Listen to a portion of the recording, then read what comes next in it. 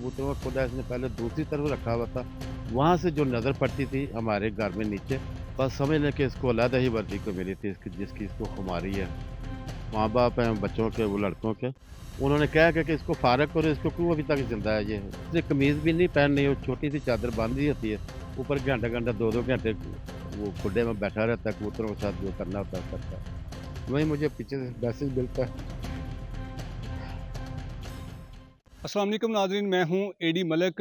नाज़रीन, गाज़ियाबाद के इलाके में पुलिस एहलकार और उसका बेटा अपनी छत पर खड़े होकर दूसरों के घरों में ताक झांक करते थे।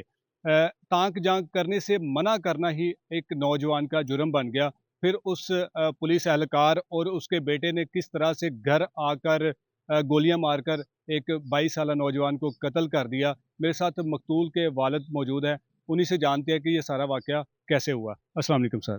वालेकुम सलाम। सर, मुझे बताइएगा कि क्या नाम था पहले बेटे का जिसको कत्ल कर दिया गया, और क्या वजह थी जो इतना मामूली सा तनाज़ा और फिर घर पे आके गोलियां मार दी? ये अहमद अफजल जिसके साथ ये सारा कुछ हुआ, सबसे छोटा बेटा था मेरा वो। 25 साल वो अभी 25 साल में आ गया ही था वो, 24 साल उम्र थे।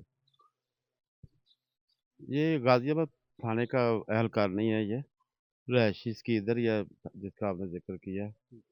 ये पहले हवालदार था, 15-16 साल से ये इधर आके रहना शुरू किया, इसने मकान खरीदा है। कहीं और ड्यूटी करता है, हवालदार था उसके बाद एएसआई हो गया। बस समझ लें कि इसको अलग ही वर्दी को मिली थी इसकी जिसकी इसको खुमारी है। पूरे मोहल्ले में जिससे मर्ज़ी आप पूछ लें, किसी के साथ इसकी बनती नहीं है। सलाम दुआ इसका खुद लेना तो दूर की बात है, सलाम का जवाब देना भी ये मुनासिब नहीं समझता। कबूतरों का खुड्डा इसने रखा हुआ ऊपर, ये बच्चों की आगे बात नहीं, ये खुद कबूतरबाजी करता है। कबूतरों का खुड्डा इसने पहले दूसरी तरफ रखा हुआ था, वहाँ से जो नज़र पड़ती थी हमारे घर में नीचे, वो हमारा दफ्तर जहाँ डेरा बना हुआ है, लोग अवाम वहाँ आती है अपने मसाइल के लिए, वहाँ नज़र पड़ती थी। किसी को हमें कोई इतराज़ नहीं था, जबकि बनता भी था लेकिन कभी किया नहीं था कि चले यहाँ मर्दों का ही आना-जाना कोई बात नहीं है। अब ये रमज़ान शरीफ शुरू होने से कुछ 10 दिन पहले इसने क्या किया कि वो जो खुड्डा था, जिसकी वज़ह से दफ्तर में नज़र पड़ती थी नीचे, वहाँ से उठा के उसने रख दिया इस तरफ जहाँ हमारे घर का सेन है, वहाँ नज़र पड़ती थी। बच्चे ने पहले भी हम तो बड़े हैं, समझते हैं, इग्नोर करना भी जानते हैं, बर्दाश्त करना भी। बच्चे ने पहले भी 1-2 दफ़ा मैं अपने घर में ही था तो वो बच्चा बोल रहा है ऊपर कि यार वो इसकी बीमारी ये थी, पूरे मोहल्ले से आप पूछ सकते हैं कि इसने कमीज़ भी नहीं पहनी, वो छोटी-सी चादर बाँधी होती है। ऊपर घंटा-घंटा 2-2 घंटे वो खुड्डे में बैठा रहता है, कबूतरों के साथ जो करना होता है करता है।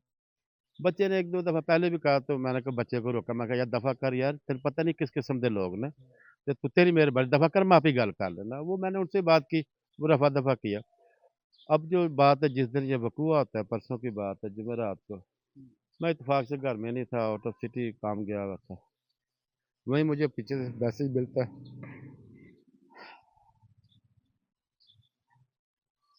अफ़्तारी से चंद मिनट पहले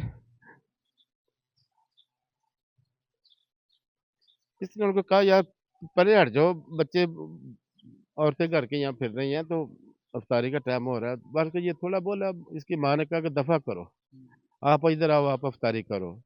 वो अफ़्तारी करना शुरू हो गया, अफ़्तारी करके तो वो उसकी आदत है, साथ ही दफ़्तर है, सेंटर में दरवाज़ा हमारे घर के और दफ़्तर में। अफ़्तारी करके वो दफ़्तर में आ जाता है। दफ़्तर का गेट खोल के वो दफ़्तर गेट के पास खड़ा है। ये आते हैं, ऊपर से इनका सारा ध्यान पड़ता नीचे। इन्होंने देखा कि ये अकेला है, इसके चाचे सब नमाज़ पढ़ने चले गए हैं, ऊपर से सब नज़र आता है। अकेला खड़ा है, वो गली से आए हैं, साथ ही गली पड़ती है उनकी। बस वो जो आगे आपको पता ही है, जो ऊपर फायर किए हैं उन्होंने, 2 फायर पहले किए हैं ये नलों में, गिर गया। फिर वो कम से कम आप भाग जाओ, छोड़ दो उसको अब। फिर उसके बाद बरस दिया उसका। तो बस आगे मैं क्या बताऊँ अब आपको यार। अंकल जी, इतने अरसे से वो शख्स जो पुलिस एहलकार है वो यहाँ पर रह रहा था, उसका रवैया आपने देखा कि वो किस तरह का था। तो आपने मुतलका थाने में उसके खिलाफ कोई कंप्लेंट, किसी किस्म की कोई एप्लीकेशन दी हो ताकि वो उसका रवैया दुरुस्त हो सकता? नहीं, हमने ज़ाती तौर पे उसके, क्योंकि हम तो खुद समाजी और अवामी लोग हैं। हमने क्या किसी की कंप्लेन, हम तो खुद कहते हैं कंप्लेन जो हमारे पास आए, लोग आते भी हैं, उसको सॉल्व करते हैं। इसका दूसरे मोहल्लेदारों के साथ अक्सर झगड़ा रहता है, वो कई दरखास्तें इसके खिलाफ भी हैं। वो आएँगी सामने, जब जैसे-जैसे वक़्त चलेगा, इंटरोगेशन होगी, वो भी दरखास्तें पहुँचेंगी वहाँ, जो लोग हैं लेके जाएँगे। अच्छा, ये जो मुल्ज़िम पुलिस एहलकार है, इसका नाम और इसके बेटे का क्या नाम है? हाँ, इसका नाम अपना जो है वो लतीफ़ है, वल्दियत का तो मुझे ठोस नहीं पता। बेटे इसके वो अलीम है, जो इस मर्डर में शामिल है। अलीम, और दूसरा वो अहमद मोटा, उसको कहते हैं, अहमद उर्फ मोटा। 2 बेटे, और ये मियाँ-बीवी दोनों ही साथ थे। मैं फायरिंग बात किसने की थी? फायरिंग तो जो है वो उसने अहमद मोटे ने की है, साथ में वो जो उसका भाई है अलीम, वो भी। और इन दोनों ने, जो माँ-बाप हैं बच्चों के, वो लड़कों के, उन्होंने कहा कि इसको फारग करो, इसको क्यों अभी तक ज़िंदा है ये? वो लतीफ़ और उसकी बीवी ने। अच्छा, लतीफ़ की बीवी कहती रही है ये कि जी इसको मौके के मारें। ऊपर है, सीसीटीवी हैं सर, ये मौजूद हैं। ये वो लतीफ़ और उसकी बीवी मौके पे मौजूद है, जो कह रहे हैं कि इसको फारग करो, क्यों इसको अभी तक जिंदा रखा है फिलहाल। जब ये सारा वाक़या हुआ था तो आप उस वक़्त कहाँ पे थे? मैंने आपको गुज़ारिश की है, मैं आउट ऑफ सिटी था, मैं इधर नहीं था। ये जो आके मेरे भाइयों ने, मोहल्लेदारों ने सब बताया, उसके मुताबिक जो सीसीटीवी जो सामने आए हैं, उसके मुताबिक वहाँ पे। बेटे को जब गोलियाँ लग गई थी, मौके पे ही उसकी जान जो है नहीं, वो फिर वो मोहल्लेदार उसको गाड़ी में डाल के फौरी, जितनी जल्दी भी हो सकता था, वो कॉल भी की हुई थी इन्होंने, मोहल्लेदारों ने 1122 को। शायद वो आगे जाके नए पुल पे मिल गई थी फाटक पे। यहाँ से वो गाड़ी में डाला, जाती में आगे नए पुल के पास जाके वो 1122 भी आ गई, उसको फिर आगे वो ले गए। फिर आगे कल जाके फिर वो ट्रीटमेंट चलता रहा उसका, ऑपरेट वगैरह किया उन्होंने, थिएटर में ले गए। लेकिन एक वक़्त आया, फिर वो अल्लाह को प्यारा हो गया।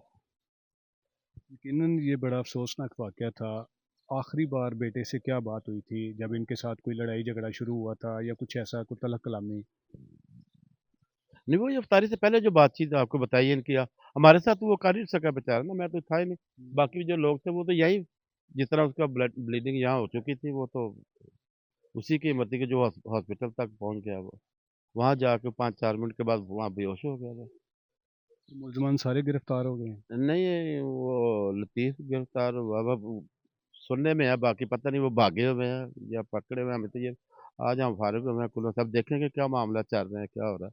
हमें तो कोई खबर नहीं है, पकड़े हैं या भागे हुए हैं या नहीं पकड़े, क्योंकि वो भी पुलिस वाले, अब देखो पुलिस वाले उनके साथ क्या करते हैं। हमें तो तो आपने बताया कि वो भी पुलिस एहलकार है और ज़ाहिर बात है इस तरह के जब मामलात होते हैं तो पुलिस की कोशिश होती है कि अपने पेटी भाई को हम किसी न किसी तरीके से बचा लें। अब तक आपके साथ पुलिस का रवैया हमें कैसा कोई है? पता नहीं है अभी तक कि वो उन्होंने पकड़े हैं या नहीं पकड़े हैं, हमारे इल्म में कोई बात नहीं है। हम तो कल उसकी तदफीन में लगे रहे हैं, पोस्टमार्टम तदफीन, लोग आपके सामने आते जाते रहे, अभी भी यही है, बिल्कुल। अब ये देखेंगे जाके, बरका वो मेरा नहीं ख्याल कभी पुलिस वालों ने पकड़े होंगे। पकड़े होंगे तो पता चल जाएगा। पुलिस आपके पास आई नहीं और आके उन्होंने कोई नहीं आए हैं, वो मालूमात? अपना मौका वगैरह चेक किया पुलिस वालों ने, वो जो उनका काम है, जो उनकी अपनी कानूनी कार्रवाई है, वो तो कर रहे हैं वो आके क्या होना मौका। चाहिए अंकल जी, आप दूसरों को इंसाफ दिलाते हैं, आज आप उस जगह पर, उस मुकाम पर पहुँच गए कि जी आप इंसाफ के मुंतज़र हैं।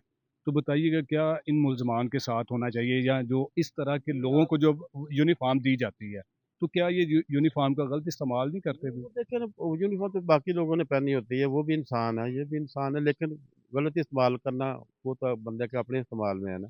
लेकिन यहाँ जिसका जो इसका रवैया हमने देखा, वो तो ऐसे ही है कि जैसे वर्दी नहीं थी इसके ऊपर, इसके ऊपर कोई ये समझता था कि मेरे ऊपर कोई शेल्टर है, या मैं जो मर्जी कर सकता हूँ, मैं बाइख्तियार हूँ।